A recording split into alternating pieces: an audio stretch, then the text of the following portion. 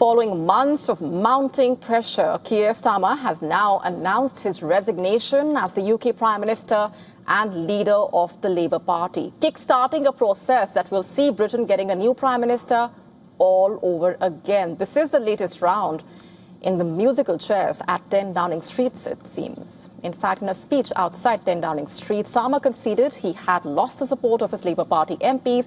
He also said he had informed King Charles about his decision to step down so that a new Labour leader and Prime Minister could be elected. Listen to what he said. I will ask the National Executive Committee of the Labour Party to set out a timetable with nominations opening on the 9th of July and completed by the summer recess. In the case of a contest, this will ensure a new leader is in place before Parliament returns in September. And his departure follows mounting pressure from within the party and outside after the disappointing election performances, internal divisions and growing concerns overall about the party's ability to counter the rise of Reform UK. Starmer said he would remain in office until the Labour Party elects a new leader and Prime Minister. Several senior ministers and party figures are now being discussed as potential successors as Labour prepares for that major leadership contest. Andy Burnham widely seen as the leading candidate to succeed Starmer. Hours after the resignation announcement as the leader of the Labour Party, Burnham sworn in as the new MP for Makerfield. And remember, he has confirmed that he would be seeking to replace Starmer as leader of the ruling Labour Party and Prime Minister.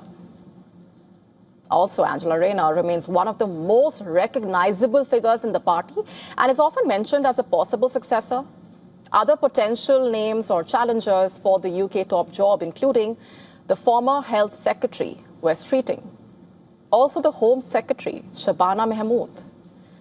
The leader of the hard-right anti-immigration Reform UK party, Nigel Farage, meanwhile, has called for general elections to be held after Starmer announced his resignation. And now with Starmer's exit, the list of UK Prime Ministers who have left office before the next general election continues to grow, from the departure of Theresa May, Boris Johnson, Liz Truss, Rishi Sunak. Frequent changes in the leadership there have become a defining feature, it seems, of British politics. Meanwhile, the Russian presidential envoy has celebrated the British Prime Minister Starmer's resignation, publicly claiming that Russia did this jointly by exposing Starmer's policies. And Starmer's resignation coming less than 2 years after Labour's sweeping victory in the 2024 general election. Starmer, remember, was nearly ousted in the month of March over that ill-fated decision to appoint Peter Mandelson, a known associate of the late US sex offender Jeffrey Epstein, as the UK's ambassador to Washington. Of course, let's also take a look at what the sentiment has looked like on the ground. This is how some of the people have been reacting to Starmer's resignation announcement. Also, the potential candidates who are in the fray to replace him, the names that have been doing the rounds. Here are some voices.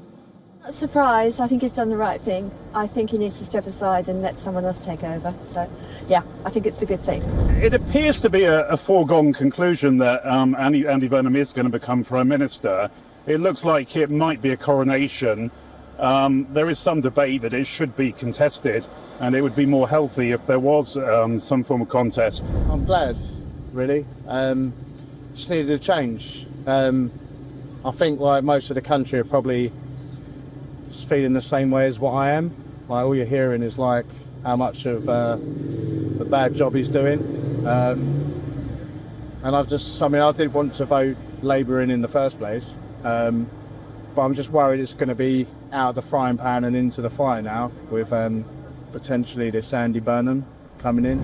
Well, I think it's good because I'm living here 18 years, and since I came over here, this country was beautiful.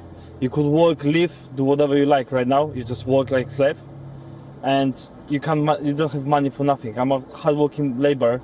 I work in construction site, and it's really, this country went down for a couple of years already.